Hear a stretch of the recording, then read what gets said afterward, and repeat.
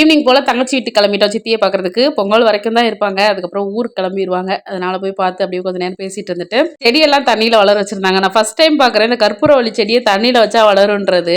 அதெல்லாம் பார்த்துட்டு அப்படியே எனக்கு ரொம்ப பிடிச்ச இடம் இந்த பால்கனி தான் என் தங்கச்சி வீட்டில். அங்கே நின்று எவ்வளோ நேரம் வேணாலும் வேடிக்கை பார்த்துட்டு இருக்கலாம். கொஞ்ச நேரம் அப்படியே வேடிக்கை பார்த்துட்டு சமைக்க ஸ்டார்ட் பண்ணிட்டோம். இன்றைக்கி வந்து மாவு அரைச்சி வச்சுருந்தாங்களா, தோசை ஊற்றிட்டு அப்படியே தக்காளி சட்னி சாம்பார் வைக்கலாமேன்ட்டு சாம்பாருக்கு எல்லாம் ரெடி பண்ணி வச்சாச்சு. தக்காளி சட்னிக்குமே சித்தி தாளிச்சிட்டாங்க. சித்திக்கு எனக்கு தெரிஞ்ச வித்தையெல்லாம் கொஞ்சம் கற்றுக் கொடுத்துட்டு இருந்தேன். அதான் அந்த குக்கர் மேலே பெருமானம் வைக்கிறது. அப்படியே சட்னிக்குமே ஆறிடுச்சு. அதையுமே சூப்பராக அரைச்சாச்சு. சைடு சாம்பார் தாளிச்சு விட்டு பார்க்குறேன். அது என்னமோ வெள்ளையாக பல்ல காட்டிட்டு இருந்த மாதிரி இருந்துச்சு. அப்புறம் கொஞ்சமாக மஞ்சத்தூள் போட்டு அதையும் மேட்ச் பண்ணி எதையோ பண்ணி கொடுத்துட்டேன். நல்லா தான் இருந்துச்சுன்னு சொன்னாங்க. எல்லாருமே ஒன்றா உட்காந்து சாப்பிடலான்னு ஃபஸ்ட்டு தோசையெல்லாம் ஊற்றி தனியாக சட்டியில் எடுத்து வச்சுட்டு இருந்தேன். இதை பார்த்ததுமே மலரும் நினைவுகள் வந்துருச்சு. அப்போல்லாம் அம்மா அப்படி தான் சட்டியில் ஊற்றி வச்சுருவாங்க. எங்களுக்கு தேவைப்படுறப்பெல்லாம் எடுத்து உட்காந்து சாப்பிட்டுட்டு இருப்போம். இந்த மாதிரி அனுபவம் உங்களுக்கு இருக்கான்றது கமெண்ட்டில் சொல்லுங்கள். நானும் குட்டீஸ் எல்லாருமே அங்கேயே சாப்பிட்டுட்டோம். சாப்பிட்டுட்டு இனியாப்பாவுக்கு மட்டும் பார்சல் எடுத்தாச்சு. இந்த குட்டி டப்பா வந்துட்டு சித்தி ஊறுகாய் செஞ்சுருந்தாங்க. அதனால் அதையுமே எடுத்துகிட்டு வீட்டுக்கு வந்துட்டோம். வீடியோ பிடிச்சிருந்தா லைக் பண்ணுங்கள்.